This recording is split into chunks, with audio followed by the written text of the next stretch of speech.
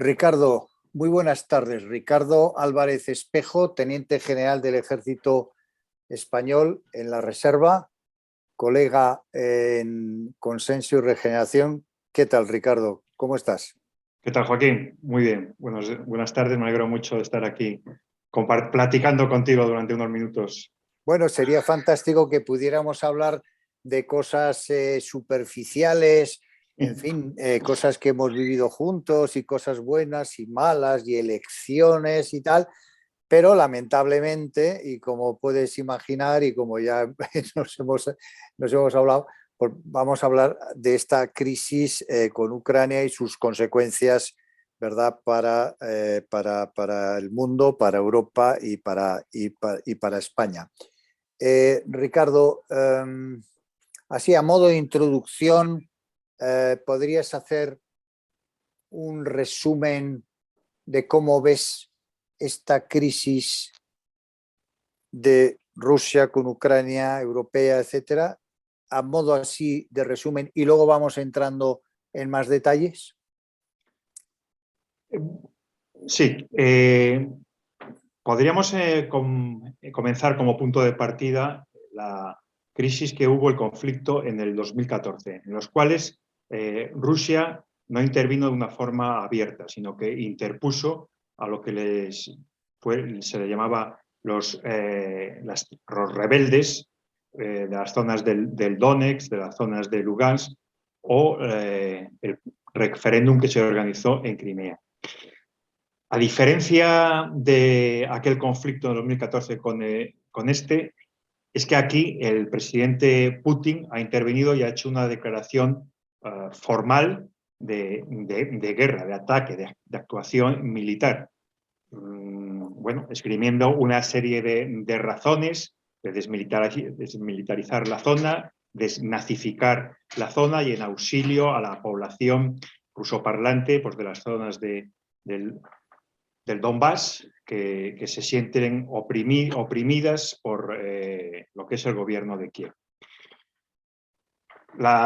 Ya solamente la formalidad de declarar este acto y luego la forma con que se ha producido posteriormente, con un ataque masivo que no solamente se ha circunscrito a la zona del Donbass, sino que ha rebasado por mucho. Se han atacado unas 74 instalaciones militares, 10 bases aéreas, y se ha intervenido de forma terrestre en zonas pues, próximas a lo que es, se ha iniciado el ataque seguramente desde Bielorrusia, me refería que próximas a Kiev, por supuesto en la zona del Donbass, y también otra zona, voy a tener en cuenta, la zona de Odessa. Con lo cual, se puede adivinar que la intervención de Putin va mucho más allá de una intervención puntual en la zona de conflicto y que se trata, desde luego, pues por supuesto, de una vez que se tomó ya la iniciativa por el Parlamento, la Duma rusa, de reconocer territorios independientes, toda la zona del Donetsk y Lugansk, de consolidar esas zonas ya definitivamente con una presencia militar rusa, pero seguramente extender lo que es la presencia rusa, la ocupación, más allá. ¿Hasta dónde puede llegar esta extensión?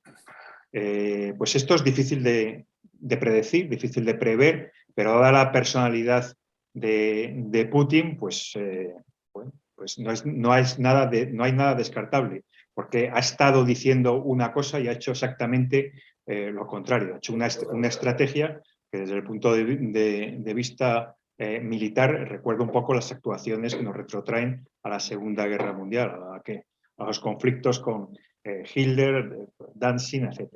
Sí, realmente, en general, cuando hacemos referencia a la Segunda Guerra Mundial y las cosas que nos recuerdan, ¿no?, de este conflicto, pues se nos pone a todos los pelos de punta. Oye, yo quisiera preguntarte, general, vamos a ver, de las cosas que ha dicho Putin y su equipo, que como dices bien, han dicho muchas cosas, y fíjate, la cantidad de veces que le hemos oído decir que era toda una invención de la OTAN, esto de la invasión y tal, y que en ningún momento lo iban a hacer, lo han dicho embajadores, realmente, en fin, no es que les importe mucho el concepto de verdad y todo eso, pero hay una cosa que sí ha dicho Putin desde el inicio, ¿no? Que es, oiga, también tenemos derecho a nuestra seguridad y imagínense que yo pusiera, porque México así lo decidiera, que yo pusiera los misiles rusos en México apuntando a Estados Unidos. ¿Eso lo aceptaría Estados Unidos? Le hemos oído decir eso a Putin. Pues esto es lo mismo, no me pongan ustedes en las puertas de Rusia, no me pongan ustedes en Ucrania, puesto que si Ucrania un día es un miembro de la OTAN, que hoy no lo es, pues se produciría esa situación que en caso de que fuera, como lo digo, México o Cuba, que también conocemos la historia, ¿no?, de los misiles cubanos, de los misiles que se iban a poner en Cuba. ¿Ese razonamiento tiene algún tipo de solidez, veracidad? ¿Qué te parece, general? Bueno, digamos que son las causas, el casus belli que esgrime Putin para justificar su actuación. Desde el punto de vista de lo que es Occidente, es inaceptable. Efectivamente, Rusia se considera agraviada desde hace ya tiempo, una vez que colapsó el Pacto de Varsovia, Rusia cayó en una grave situación económica. Y bueno, se llegaron a unos acuerdos con la OTAN también, hay que reconocerlo, de no expandir lo que era la extensión del Tratado del Atlántico Norte, como luego sí que se hizo, pues mediante la incorporación a la alianza, primero de países como Polonia y posteriormente de los países bálticos y finalmente pues países hasta conformar los 30 que son, pues como Rumanía y Bulgaria. Rusia, yo creo que a través de Putin ha encontrado un dirigente autoritario que quiere, que se considera investido para devolver el orgullo herido a Rusia por Occidente, que con su caída pues, se la ha ninguneado en varios conflictos, empezando por la antigua Yugoslavia, pues los acuerdos de Dayton y mucho peores el conflicto de Kosovo, en los cuales pues se considera, Rusia sí lo considera, que la ocupación o la intervención de la alianza se hizo de manera ilegal, sin sostenerse en una resolución de Naciones Unidas, porque la resolución 1944 fue posterior a la intervención en Kosovo. Es decir, que se considera humillada, que se la ha ninguneado en todos los grandes conflictos a una potencia que siempre se ha considerado como es Rusia. Luego, efectivamente, también uno de los casus belli que esgrime Rusia es el no cumplimiento por parte de la alianza de su extensión hacia el este. Lo acabo de decir. Luego, sí que puede haber argumentos que apoyen una insatisfacción por parte de Putin. Pero lo que sí que es que eso no creo que justifique bajo ningún concepto una agresión como se ha hecho y además contradiciendo todos los argumentos que ha estado hasta ahora sosteniendo, que ha estado, digamos, engañando a lo que era la opinión pública, las diferentes foros de negociación, organismos y bilaterales que ha sido pues, desde Macron, Alemania, etc.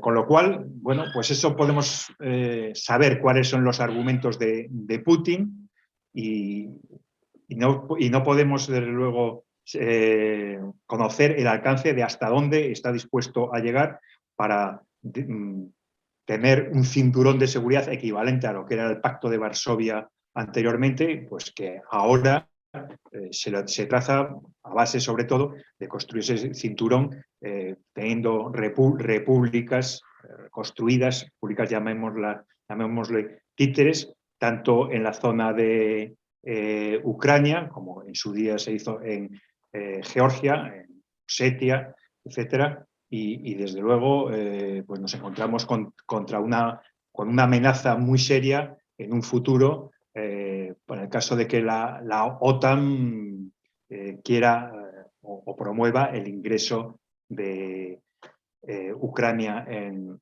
dicha organización. Oye, general, una pregunta.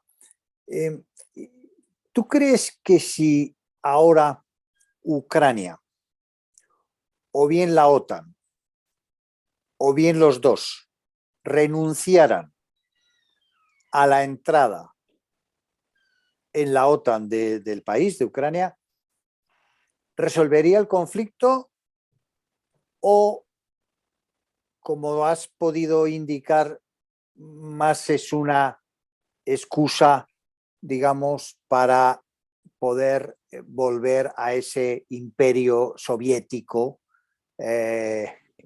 destrozado tanto económicamente como militarmente, ¿no? En todos los aspectos? Es decir, si ahora el propio presidente de Ucrania, que por cierto ayer por la noche llamó a Putin y no le cogió el teléfono, y yo me imagino que igual él pretendía decirle, bueno, pues mire usted, en los próximos 10 años, por decir algo, ¿no? Pues no vamos a aplicar, ¿no? No vamos a pedir el ingreso en la OTAN. ¿Tú crees que sería ahora una solución o realmente ya eso sería tarde y realmente eso no es más que una excusa para, como digo, para recomponer una Unión Soviética bis? Bueno, yo creo que en absoluto. Yo creo que todos hemos visto cuál es lo que es el cariz, la personalidad que esconde Putin, y lo que desde luego busca, aparte de perpetuarse como el gobernante que devolvió el orgullo y parte del territorio a Rusia, entre ellos parte de Ucrania, que lo consideran como parte indisoluble, una parte muy sentimental de lo que es la nación rusa. Con lo cual, yo creo que porque ahora hubiera la promesa de no ingreso en la OTAN, las regiones del Donbass y de Lugansk y de Ucrania se van a quedar y no van a ser objeto de negociación ni de evolución. Ahora bien, tal y como se ha planteado el ataque, la invasión, no sabemos hasta dónde puede llegar. Yo creo que una ocupación permanente de Ucrania es complicado, pero sí que un avance, en el peor de un escenario, ese sería el peor escenario. Un escenario intermedio puede ser la ocupación hasta lo que es el río Dnieper, que es la mitad del país, incluido o excluido, pues, aunque toca el río Dnieper, la capital, Kiev. Eso le daría a Putin, digamos, una situación de negociar en fuerza, porque hasta donde ha llegado, desde luego, no se va a conformar con ahora, después de este paso que ha dado, volverse atrás sin una situación en la cual pueda ejercer presión y fuerza. Con lo cual, bueno, si se llegara hasta esa situación, podría decir, me retiro otra vez a la situación no inicial, sino a la situación en la cual él dice con los acuerdos de Minsk, en realidad, que se consideraban zonas autónomas, pero no bajo el gobierno o bajo el control de Rusia. Lo que es la zona que solamente controlaban por parte de los rebeldes un tercio de la zona de Donbass y la zona de Lugansk y Ucrania, ahí no se va a devolver en absoluto, sino se va a ampliar a tenerlo lo que se considera todas esas zonas como repúblicas que ha considerado ya como repúblicas independientes el Parlamento o la Duma rusa. Oye, es interesante, general, lo que dices. Yo también lo he oído. Claro, lo difícil es una ocupación total y una ocupación permanente, porque también tiene la Unión Soviética muy malas experiencias de ese tipo, ¿no? Una cosa es entrar por la fuerza y la fuerza es inmensa comparada con la fuerza que tienes enfrente, y otra cosa es quedarte, ¿eh? Otra cosa es quedarte, por cierto, en un país inmenso. Tengo una pregunta que estaría bien que te la hago a ti, general, me encantaría hacérsela al señor Putin. ¿Por qué tres repúblicas independientes, las bálticas? ¿Por qué Polonia?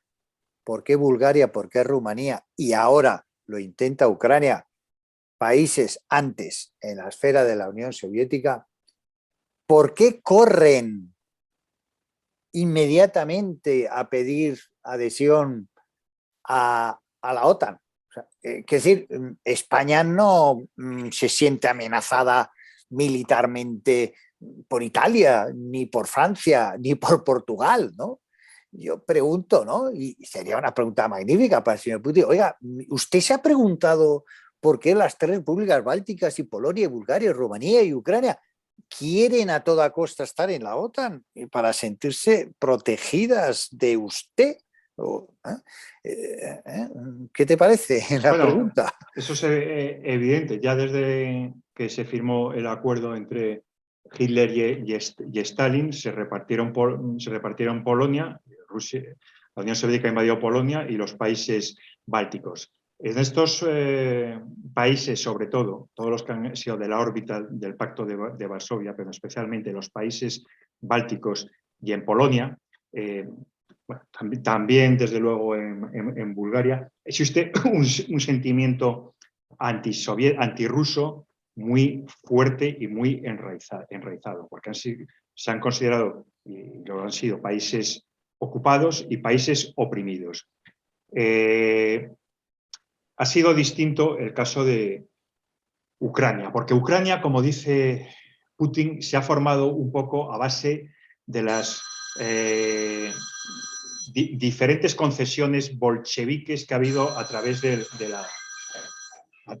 la historia. Es decir, Khrushchev pues, fue el que dio a Crimea su estatus para pertenecer a Ucrania, y sucesivamente se conformó de una forma en la cual no se pensaba que la Unión de Repúblicas Socialistas Soviéticas se iba a disolver. Entonces, el sentimiento que hay en Ucrania es totalmente distinto, no es un sentimiento de ocupación como pueden tener otros países, sino que, bueno, Ucrania formaba parte de la Unión Soviética y en una situación de nacionalismo, en una situación de conformación de fronteras, se ha declarado un país independiente. Pero vuelvo a decir, no existe ese sentimiento de tanta animadversión como pueden tenerlo los países que tradicionalmente han sido ocupados y temen una intervención por parte de Rusia de nuevo. Oye, genial, te quiero preguntar una cosa. ¿Tú crees, vamos a decir, que las dos repúblicas que ha reconocido Rusia, como ha reconocido su independencia, vamos, es bastante seguro que dejen de pertenecer a Ucrania por invasión, y ahí parece ser bastante probable que ahí se queden, ¿no?, los rusos, como lo han hecho antes con otros territorios? Te pregunto, ¿tú crees que Rusia pretende además bloquear la salida al mar de Ucrania y quedarse con Odessa? Muy acierta tu pregunta, porque eso es una de las... uno, cuando ve la actuación que ha habido por parte de Rusia en este ataque, ese puede ser una de las hipótesis probables y nada descartable. Estrangular a Ucrania su salida al mar. Y no me extrañaría nada, es un riesgo que hay que tener en cuenta, y efectivamente eso le crearía un perjuicio comercial y un perjuicio muy grave a lo que es el futuro de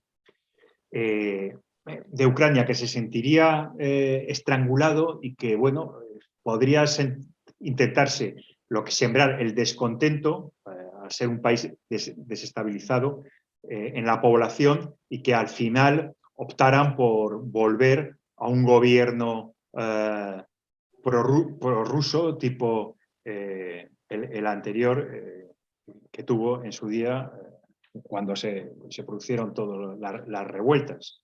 El gobierno de Yukhanov.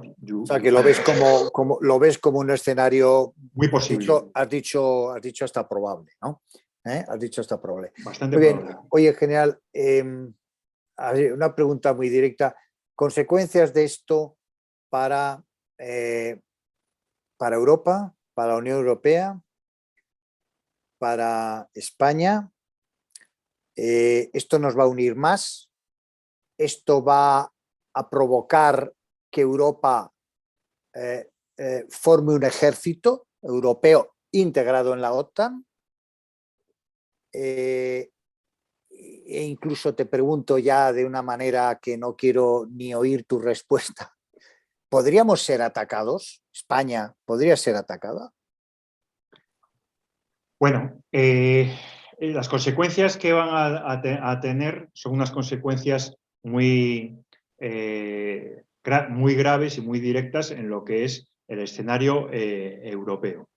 Bueno, pues porque primero se produce en nuestro territorio, en Europa, una guerra, cosa que no se producía desde la Segunda Guerra Mundial. Luego esto, digamos, es una sacudida a los cimientos de Europa y a su estabilidad.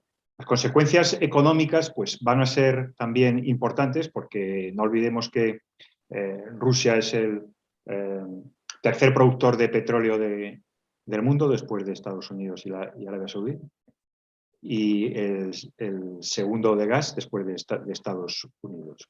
Y lo que es el suministro hacia Europa pues está muy condicionado, sobre todo por la parte europea en cuestión del gas. Que esto directamente no le afecta tanto a España, porque España no es un gran suministrador de Rusia. Nuestros principales proveedores de gas son Argelia, Estados Unidos y otros países de África, Nigeria, etcétera, no Rusia, que puede alcanzar un 6 o 7%, pero es que el problema va a ser global, que va a afectar a toda la economía, porque como ya estamos viendo, se están disparando los precios del petróleo, se están disparando los precios del gas natural a unos niveles increíbles, y están pegándose todas las bolsas europeas un batacazo enorme. También es verdad que se lo está pegando la bolsa rusa, que ha llegado a bajar hasta un 40%, pero vamos, se estima que puede bajar inicialmente un 20%, pero es imprevisible. Y el rublo también se está devaluando muchísimo. Con lo cual, la situación económica va a ser muy negativa, y esto va a ralentizar la recuperación tal y como estaba prevista. Es muy importante saber qué papel va a jugar China en todo el tema económico, porque China es un aliado estratégico y tradicional de Rusia, no ha condenado o no lo ha denominado ni siquiera invasión, está permaneciendo un poco a la espera de los resultados, y es, vamos, se tiene casi la certeza de que hace 20 días, cuando tuvieron la última reunión Xi Jinping y Putin, pues seguramente arrancó en sus negociaciones la posibilidad de paliar los efectos del corte de suministro por parte de Europa y que se derivaran hacia China. Pero no cabe duda que a China tampoco le interesa una desestabilización a nivel mundial, que se reduzca la economía, pues porque es el principal proveedor que tenemos mundial, o una retracción de la economía no le interesa tampoco. Pues yo creo que en ese sentido China, si no lo va a condenar, pero sí que va a presionar para que no nos encontremos en un conflicto largo que pueda afectar de una forma duradera a la economía. En cuanto a materia militar, la Unión Europea, desde luego, como puede presionar son con medidas económicas, pero medidas económicas fuertes y duras, que no se le vayan en su contra, pero que hagan un efecto realmente contra Rusia y contra su población, porque si únicamente se hacen medidas que puedan afectar a grandes dirigentes rusos o a oligarcas, pues eso no tiene ningún impacto. Por parte de la OTAN, las medidas no pueden ser de carácter militar, pues porque en el tratado de la alianza jurídicamente está contemplado que la defensa de los miembros o cualquier agresión tiene que ser de un país miembro de la OTAN, y no es el caso de Ucrania. Luego, ¿cuál es el papel que puede ejercer la OTAN? El papel que puede ejercer la OTAN, que yo creo que va a ser un efecto contrario al que buscaba Putin, porque Putin buscaba un efecto de intimidación o contra el papel de la OTAN, que no fuera a aumentar su presencia en países bálticos, su presencia en países como Bulgaria, tiene ahora presencia aérea, o como Rumanía, que también tiene una base militar. Entonces, el papel disuasorio yo creo que va a ser lo contrario, porque no le deja otro papel a la OTAN que aumentar su presencia militar ante una amenaza real y creíble y factible que lo estamos viendo sobre el terreno. En cuanto a un ataque por parte la verdad es que la amenaza de Rusia ha sido muy, muy seria, porque ha hecho una alusión a que si cualquier país que pueda intervenir contra ella se corre el riesgo de una intervención de armas nucleares. Y armas nucleares, Rusia podemos decir que es el segundo ejército más poderoso del mundo después de Estados Unidos, y en cuanto a potencial nuclear, pues quizás sea más moderno el de Estados Unidos, pero están parejos o están prácticamente a la par. Luego, entonces, yo creo que no va a haber ninguna intervención de tipo militar, y tampoco va a haber una escalada que pueda afectar a los países europeos, y mucho menos a nuestro país, que el único papel que tiene que ejercer no es un papel protagonista, sino es un papel solidario y subsidiario en el marco de la OTAN y en el marco de la Unión Europea. ¿Va a ayudar esto, general? ¿Esto va a ayudar a algo que, bueno, yo particularmente, en fin, me gustaría verlo en el corto plazo, ¿no? ¿Va a ayudar a que quede patente la necesidad de un ejército europeo? Lo mismo que tenemos un euro, que tengamos un ejército europeo, y por qué no un ministro de Exteriores, bueno, no en la figura de Borrell, no digo a él como persona, sino no como un coordinador, sino realmente un ministro de Exteriores que dependa de la Comisión y no de los países, y no de cada uno de los países. ¿Puede ayudar esto a integrar más Europa en esos dos aspectos, ejército europeo y servicio exterior común? Bueno, yo creo que el servicio exterior común, pues con la figura de Borrell, es como comisario para representante de seguridad y política, seguridad común y política exterior, va a ser muy difícil que se alcance, digamos, o que se avance más en este terreno. En cuanto a la articulación y creación de un ejército europeo, bueno, se han dado algunos pasos, pero hasta ahora ningunos con resultados tangibles. A principios de los años 2000 se estableció un catálogo de fuerzas de las naciones que podían contribuir a la creación del ejército europeo. Luego, posteriormente, aproximadamente por el 2007, se creó un concepto que se llamó Battle Group, que es pues unos 1.500 efectivos que se podrían poner las naciones a disposición de la Unión Europea para misiones, pues, de tipo de prevención de crisis, misiones de tipo humanitarias, misiones de intervención de paz. Pero estas Battle Group que se crearon, pues realmente no han tenido ni un éxito, ni han tenido, digamos, una voluntad política de consolidarlos. Porque cada nación, cada vez que había alguna misión, pues decía, bueno, o la formación, o la necesidad de formarlo un battle group, bien para darle el certificado, pues decía, pues yo pongo tanta fuerza. O sea, se hacía un poco como una subasta, y no de una forma seria, de una forma sólida. Como habría que crear un ejército en el cual se dijera, cada nación está dispuesta a contribuir y se compromete a contribuir con tantos hombres, con tanto efectivos, con tanto material y dotarles de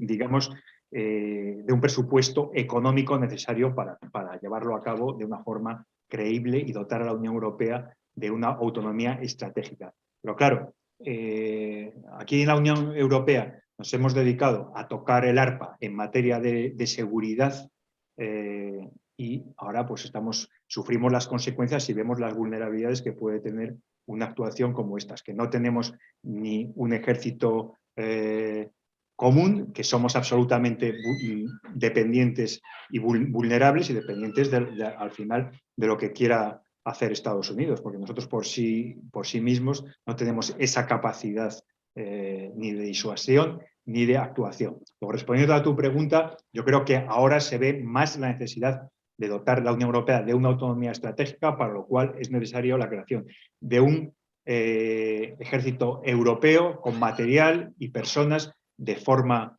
permanente y con una dotación presupuestaria creíble. Muy bien, general. Bueno, vamos a ir ya acabando. No, yo quería recordar antes de terminar que me sale la Unión Soviética, pero me sale la Unión Soviética porque, es que ahora porque nos ya sale más, se está pareciendo más a la Unión Soviética que a Rusia. Claro, un país que tiene el PIB de Italia, ¿no? Italia tiene 60 millones de habitantes y Rusia 146, significa que así grosso modo tiene una renta per cápita entre 2,5 veces y 3 veces menos que Italia. Entonces, realmente, claro, son países que tienen poco que perder y además que están acostumbrados a vivir siempre mal en la historia, ¿no? Mientras que nosotros pues tenemos costumbre de vivir bien, ¿no? Entonces, esto, ¿verdad? Hay que decirlo porque, claro, siempre arriesga más el que tiene menos que perder. Bueno, yo quisiera, para acabar, general, he recogido en 5 puntos más o menos lo que has dicho para que las personas que vayan a escuchar este podcast, que serán muchas, se queden con tus puntos, ¿no? Claro, todo esto es muy difícil y todo esto no es matemática, pero son tus opiniones de teniente general del ejército. Tú dices, evidentemente, invasión sí, ya, la invasión ya está, no permanencia en todo el territorio, pero sí permanencia permanente, vamos a decir, quedarse con los dos territorios que han considerado o aprobado su independencia. Ves probable el tema de Odessa y tomar control de Odessa y del Mar Negro. Por otro lado, la OTAN como principio y organización no ataca mientras no sea atacado en un país miembro y Ucrania no lo es, y en ese sentido descartas también en principio pues un ataque a los países miembros de la OTAN incluyendo España, y si piensas que todo esto deja en evidencia, en triste evidencia, que debe haber un ejército europeo potente, que quizás con ese ejército europeo potente las cosas serían de otra manera, y luego, por supuesto, toda la dependencia estratégica del tema del petróleo y del gas, que todo eso, evidentemente, Europa ya se está planteando. Amigo Ricardo, general, no sé si quieres añadir algo muy brevemente, y si bueno, no, por despedirnos y agradecerte. Muy brevemente, Joaquín, solamente, porque yo creo que es pertinente decirlo, recordar que tenemos ahora mismo desplegados pues, en Letonia un subgrupo táctico, es decir, una unidad de 350 hombres con carros de combate, con vehículos pizarros, que supone una actuación en el marco de la OTAN. Estamos insertados dentro de un grupo táctico de una unidad canadiense y esta presencia en el Báltico se lleva haciendo ya desde hace varios años, 7, 8 años. También tenemos una unidad de 4 Eurofighters desplegados en Bulgaria y luego nuestra presencia marítima, tanto la fragata Blas de Lezo como el buque de acción marítima Meteoro o el cazaminas Sella, que se encuentran en el Mediterráneo este, el Mediterráneo oriental, y vamos a la espera porque no han entrado, dada la crisis que hay, la presencia rusa tan grande en el Mar Negro. Entonces, bueno, simplemente saber la presencia nuestra toda dentro del marco de la OTAN, que estamos ahora mismo en esa zona. Y muy bien, general. Oye, pues nada, muchísimas gracias por tus comentarios. Yo te confieso que me quedo un poquito más tranquilo que antes de hablar contigo. Dentro de estar extraordinariamente preocupado, sí, pero quizás un poquito más tranquilo con algunas cosas que has dicho, y realmente pues esto también lo has dicho, que es un día muy triste para Europa, sobre todo para Ucrania, para Europa, y que pone ese replanteamiento de los propios cimientos de Europa como continente, como Unión Europea y nuestros valores. Muy bien. General, muchísimas gracias por tus palabras y por esta conversación. Gracias, Joaquín. Gracias a ti. Muchas gracias. Adiós.